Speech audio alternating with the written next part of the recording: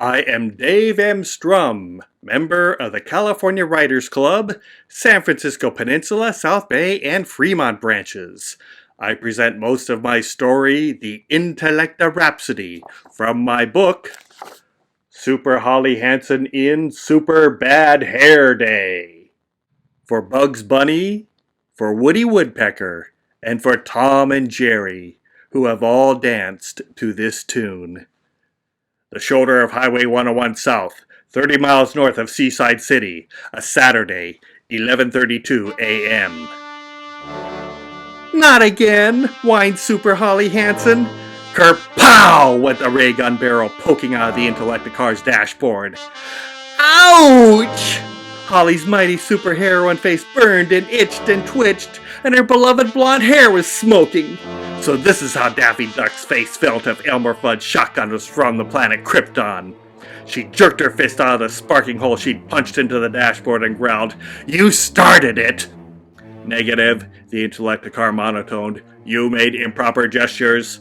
The dashboard's morphing displays and glowing buttons coldly glared. How did her boyfriend Cal keep track of them when he drove this obnoxious car? Holly crossed her arms and slammed back into the driver's seat, no longer caring how its black leathery Kevlar deliciously caressed her thighs. I was pantomiming. How else do I drive you when you don't have a steering wheel or gas or brake pedals? Input correct command codes. My powers are flight, super strength, and super telekinesis, not carburetor telepathy. From the passenger seat, Cal, the intellectual Critbert, spoke spine-tingling grim. Holly Hanson. So formal. Cal must be angry, but not half as angry as Holly was. She faced her caped and cowled boyfriend. What? Cal tapped a fingertip on his black-armored temple. You damaged my car's telepathy circuit. Intellecta car. Estimated self-repair time. 39 minutes, 17 seconds. Holly snapped, How long to repair your manners? Manners circuits undamaged. Your manners are imperfect. Cal spoke in that lofty, oh-so-patient teacher tone that Holly oh-so hated. You insisted on this. You wanted to drive, as you said, your dark and smart Intellecta Batmobile. Stay out of this, yelled Holly, slamming her fist down for emphasis. All in an instant, the car roof opened. The passenger seat rocketed skyward. Cal yelled, Holly! Up and far away, a parachute opened. Holly lifted her fist to reveal a big red button. Why didn't you warn me about the ejector seat? You didn't ask. The driver door slid open. This driving lesson can serve no further purpose. Your vocal command access is terminated. Goodbye. I don't like you either. Holly jumped out, then scrunched back from wind-blasting freeway cars. Her feet tickled. The ground was shaking. Her e-bracelet buzzed. Holly tapped it. Hello? A hologram of her tall, lean, gray-haired Army General uncle jumped into her face. Holly, get your butt off the road! The Rocky Gang stole a giant super tank. They're on 101 headed for Seaside City. I set a roadblock. I sent jets, but Rocky shot them down. A mountainous mix of army tank and cyborg rhinoceros loomed on 101. Holly snapped to attention. Uncle Pops, this is a job for Super Holly. No, it's got... Holly hung up. She strutted to the middle of the road, faced that freight train from hell, and readied her super-powered telekinetic right hook, patent pending. A loudspeaker blared. It's a super dame! Blaster, boys!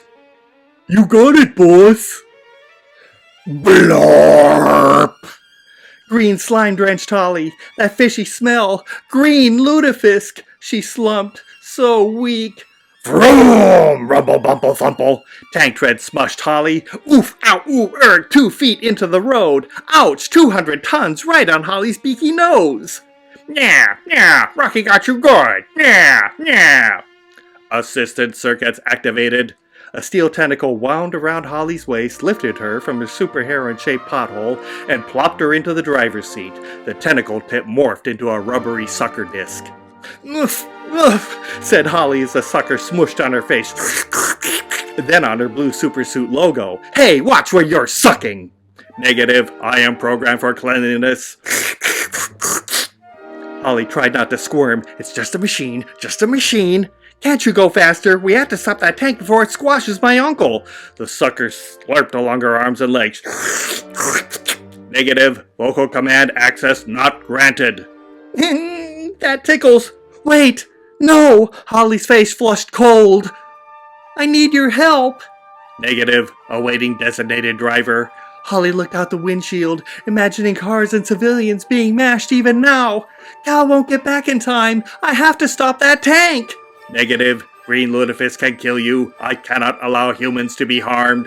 "Hundreds of humans will be harmed if I don't save them. I'm just one." Holly blinked back tears. "Please help me. I beg you." "You would risk your life for others?" "Yes, please." Analyzing. The dashboard mosaic flashed and blinked faster and faster. "You would save lives at the risk of losing your own. You are a hero. Vocal command access granted." "Let's get Rocky!" "Acknowledged." Vroom! 0 to 300 in 2 seconds. Holly slammed 6 inches into the driver's seat. The intellect car weaved and leaped past broken cars without slowing an iota. Holly tumbled into passenger seat, back seat, driver's seat, upside down, right side up. "Apologies. Inertial dampener offline. Shall I pull over?" "No! Oof! I can take it!" Ugh, what the frack? A dozen cars tumbled towards the windshield like giant dice. Holly hollered, "Open the roof and grab me!" Acknowledged. Holly stood up, her long hair and red cape whipping in the wind. The steel tentacle held her legs steady as a rock. She reached out. Her giant blue telekinetic hand shot out and caught cars. "What's going on up there?" Telescopic view activated. A hologram formed before Holly, showing the super tank missiling down the road and knocking cars aside.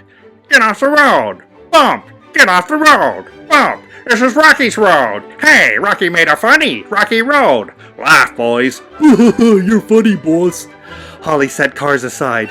"Any cars ahead?" "Negative. Just one school bus filled with little children." Holly gasped. "He wouldn't dare!" The tank pulled beside the bus. "Rocky doesn't like kids! Bump!" The bus fell. Kids screamed, "Ah!" Holly yelled, "Afterburners!" Acknowledged. Boom! Oof! Holly almost got whiplash. The intellect car dashed under the side of the 45-degree tilted bus. Holly pushed it upright. Bus windows filled with cheering kids. "Yay! It's Super Holly! Wow, that car's so cool!" A tiny girl hopped and shrieked, "Punch him right in the mush!" "I will! Go!" Acknowledged. Zoom! A speeding Titanic tank loomed 100 yards ahead. "Hey, Rocky! Hey!" Intellect loudspeaker activated. "Thanks. Ahem. Ready for round 2, Rocky?" "Rocky doesn't like being followed. Blaster, boys." "You got it, boss." 3 missiles fired. Holly punched them. Pow! Biff! Bam! And stuck out her tongue. "Nah, you missed me." The tank's shiny butt loomed larger. "No way, nyas, Rocky. Feed her some lead, boys." "You got it, boss." Warning, coming in range of lutefisk weapon. Holly yelled, "Yes!" Prep the intellect cork so that... Holly spat out a mouthful of bullets. Pooey! Your strategy is calculated and ready. Holly petted the car roof.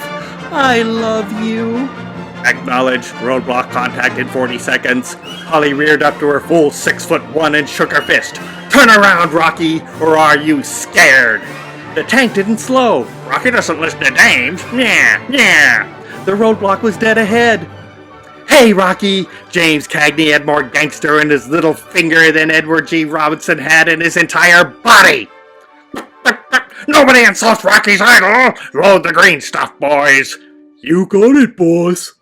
The tank's main gun swiveled toward Holly. "Rocky's gonna plug ya! Ready? Aim!" A gun barrel stuck out the intellect car's hood. Pow! A cork clogged the tank's gun. Fork! Fire! Kapoom! Green goo gushed out the tank's every crevice. Blurp! As it ground to a halt.